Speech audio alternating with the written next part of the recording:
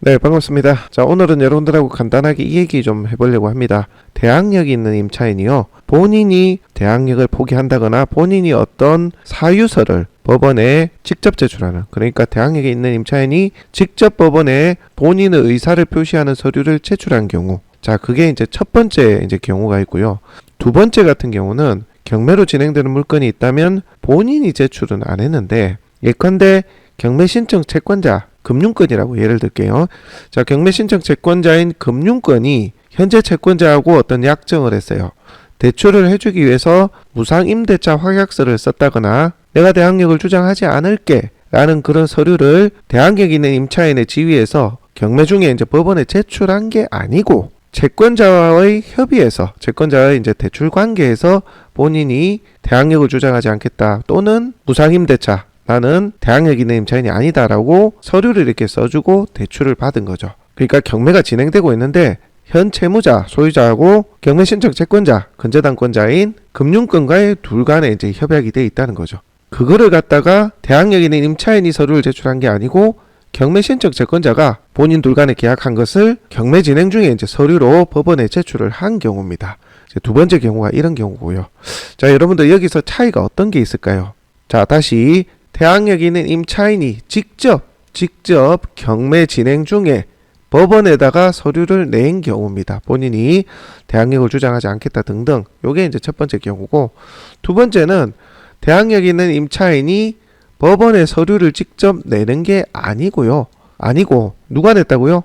이 대항력 있는 임차인하고 대출 관계에 있어서 근저당권자. 자, 경매 신청 채권자라고 볼게요. 경매 신청 채권자. 글씨가 너무 못 써졌네요.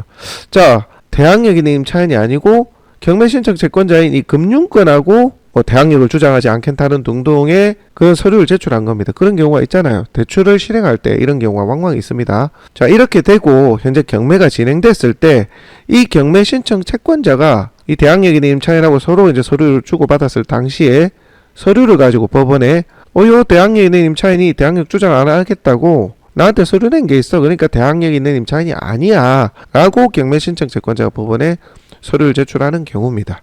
자, 이 두 경우를 비교해보자면요, 첫 번째는 대항력 있는 임차인이 직접 법원에 나는 대항력 있는 임차인이 아니다, 혹은 대항력을 내가 포기할게, 우선 변제만 받고 내가 대항력 포기할게, 잔금이 있더라도 나 임차권 등기 있어도 다 말소해주고 대항력을 더 이상 주장 안 할게, 뭐 이런 경우죠. 이런 경우는 당연히 이 경매 사건에서 나라는 시위가 낙찰이 되더라도 낙찰자에게 인수 권리는 없습니다. 왜? 대항력 있는 임차인이 직접 법원에 매각물건 명세서에 기재되도록 내가 포기할게라고 서류를 제출했고, 매각물건 명세서에 표기됐기 때문에 추후에 이제 내가 시위가 낙찰이 되더라도 이 사람은 대항력을 말을 뒤집어서 대항력 주장할 수가 없다. 신의칙에 어긋나고요. 만약에 이제 대항력 있는 임차인이 주장한다면 신의칙, 신의성실의 원칙이 위반이 된다고. 이거는 대법원 판례에 그대로 나와 있습니다. 자, 그런데요, 여러분들 경매를 진행하다 보면 이 2번 같은 경우가 꽤 많습니다. 다시 말해서 대항력 있는 임차인하고 근저당권자, 은행하고 서로 대출 실행 당시에 협의했던 무상임대차 확약서 또는 대항력을 주장하지 않겠다 등등의 서류를 자기네들끼리 주고받은 거야.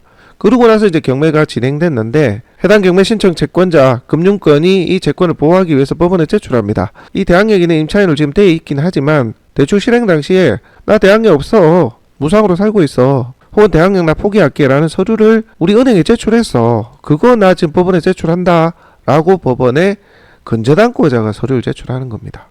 자, 이걸 만약에 내가 낙찰을 받는다라고 한다면 좀 이야기가 복잡해집니다. 만약에 대항력 있는 임차인이 별도로 이 법원에 권리 신고를 합니다. 나 보증금 있어 등등 서류를 제출을, 이제 임대차 계약서를 제출하겠죠, 사본을.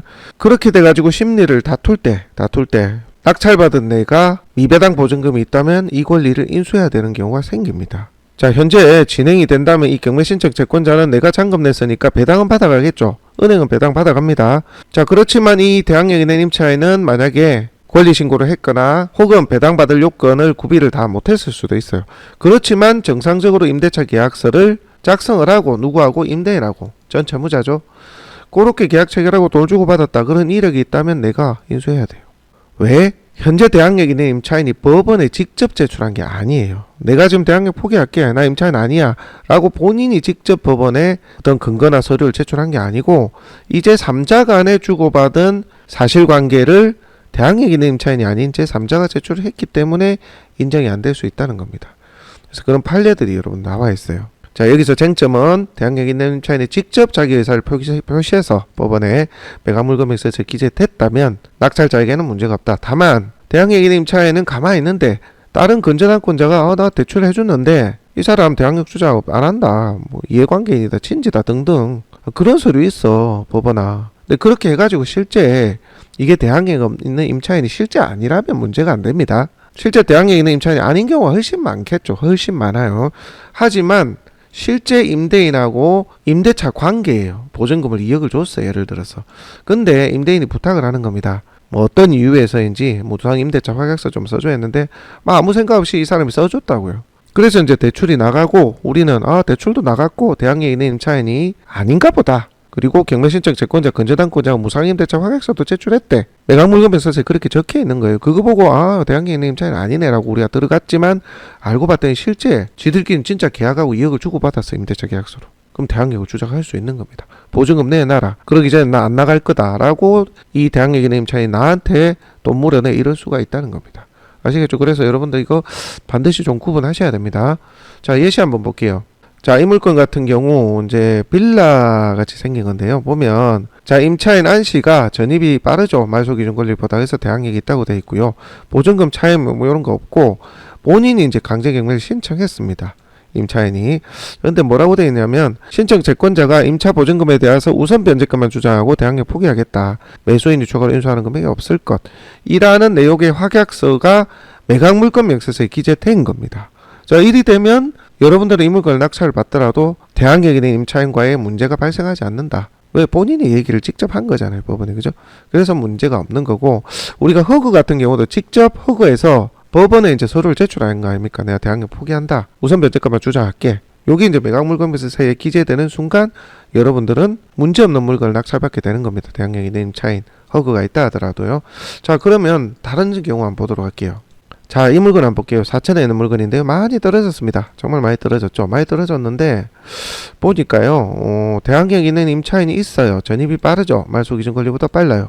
1억 5천에 월세 110이랍니다. 근데 확정일자가 또 늦네. 자, 그렇게 이제 본다면 자, 그리고 근저당권자가 9억 1천만 원입니다. 이 물건이 얼마죠? 보도록 할게요. 지금 뭐 한 6, 7억 8억에 낙찰이 된다 치면 지금 이제 배당 순서로 이제 본다면 김 씨가 배당을 못 받죠. 전입은 빨라서 대항력은 했는데 확정이 너무 늦어요.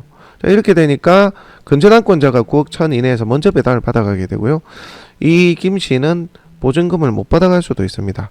만약에 뭐 이게 한 8억 정도 될 것 같은데 청구액이 10억, 11억 이렇게 낙찰되면 문제가 없는데 7억, 6억, 5억 뭐 이리 낙찰되면 이 사람은 하나도 못 받고 낙찰자가 이제 인수될 수도 있는 그런 상황이 되는 거죠. 그런데 보니까 신청 채권자가 임차인 김씨가 무상거주 확인서가 있더라. 배당 배제 신청서도 제출했어요. 누가 제출했어요? 근저당권자가 농협에서. 자, 임차인이 나 임차인 아니야. 나 대항력 포기할게. 그렇게 그런 거 제출한 게 아니잖아요. 요 지금 근저당권자가 지금 요 김씨가 있었는데 내 대출해 줄 당시에 본인은 그냥 무상으로 살고 있다 했어. 그 서류 써줬어. 봐봐 법원아, 나 제출할게 해서 임차인이 아닌 근저당권자, 경매신청 채권자가 법원에 무상임대차 확약서를 제출한 겁니다. 그게 지금 매각물건명세서에 기재되어 있기는 하거든요. 네, 매각물건명세서에 기재되어 있다고 해서 여러분들 요 보시면 매각물건명세서에 기재되어 있죠. 이게 이제 기재되어 있다고 해서 실제 시내칙에 위반된다고 볼 수 있느냐? 그게 아니라는 거죠. 자, 매각물건명세서에 실제 요 김씨가요 권리 신고도 했어요. 김씨가. 그러니까 본인이 임대차 계약서도 제출했다는 거죠. 그게 뭐 진짜든 가짜든 어쨌든 제출했다는 얘기입니다. 자, 그렇다고 하는 것은 일단 내가 낙찰을 받고 나서 이제 요 은행은 다 받아가겠죠. 근데 이 사람 만약 못 받아갔다 그러면 이제 이 사람하고의 나와의 싸움이 시작됩니다. 본인은 임대차 계약서를 제출하면서 나 대항력이 있다 이제 이럴 것이고 우리는 무상임대차 확약서 지금 제출됐는데 임차인 아니잖아. 그때 왜 제출했어? 이제 그렇게 따졌을 때도 법원에서 이제 판단할 땐 다르다는 겁니다. 신의칙을 따져들지 않고 그렇다 하더라도 김 씨가 실제 임차인이라는 서류도 제출했잖아. 그래서 낙찰받은 네가 신의칙에 위반되기 때문에 대항력이 인정 안 된다. 이 부분은 인정을 할 수가 없다. 이렇게 판단을 합니다. 볼게요. 자, 우선 첫 번째 판례. 아까 임차인이 직접 내가 대항력 포기한다. 난 무상으로 살고 있어. 나 보증금 이것만 받고 포기할게. 그렇게 직접 본인이 제출한 경우는 이게 이제 대법원 판결이거든요. 보면 2016 뭐 이거 말고도 뭐 하위 판결이 굉장히 많습니다만, 자, 임차인이 작성한 무상임대차 요게 가격 절차에 반영됐다. 자, 여기 내용을 보면 임대차 사실을 부인하고 건물에 관련해서 임차인으로서 그걸 주장하지 않겠다는 내용 무상임대차 확인서를 작성했다. 그리고 게시된 경매 절차에 무상임대차 확인서가 제출됐다. 그러니까 무상임대차 확인서를 직접 써가지고 본인이 이제 제출한 거예요. 3자가 제출한 게 아니라. 그렇게 됐을 때는 3자인 매수인의 인도 청구에 대하여 대항력 있는 임대차를 주장하여서 임차보증금, 이 무슨 얘기냐면 3자에 대해서 대항력 주장 못한다는 얘기입니다. 본인이 서류를 제출했기 때문에. 이 내용인 거고요. 반대로 고등법원 판결 한번 보도록 할게요. 요거는 아까 2번 안 하고 똑같아요. 자, 비록 원고가 하나은행으로부터 근저당을 설정하여 주고 대출을 받을 당시에 하나은행이 무상거주 확인서를 작성하여 주었다 하더라도 경매 절차에서 임대차 관계의 존재를 분명히 한 이상, 그러니까 권리신고를 한 이상, 임차인이 권리신고한 거예요. 대항력 있는 임차인이. 매수인인 피고로 하여금 매각대금을 결정하기 위해 있어서 신뢰를 준 것이라고 할 수 없는 바, 원고가 임대차 보증금 반환 주장하는 것은 신해치기 위반되는 것이라고 보기 어렵다. 즉 다시 말해서 이 사건에서는 본인이 이제 제출한 게 아닌 거예요. 자, 위에 올려보면 은행 직원이 근저당 실행의 경매 절차와는 아무런